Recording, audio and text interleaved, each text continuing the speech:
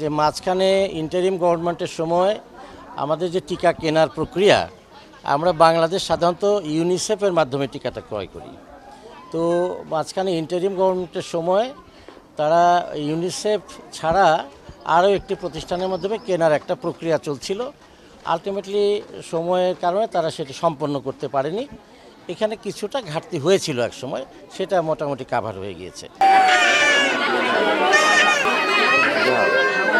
আমরা মনে করি যে এই সরকার প্রধান যে কর্মসূচি নিয়েছেন শতভাগ সফল হবে যদি আপনাদের আন্তরিকতার অভাব না থাকে। আমরা আমাদের যার অবস্থান থেকে আমরা সেই হামকে প্রতিরোধের জন্য কাজ করব ইনশাআল্লাহ।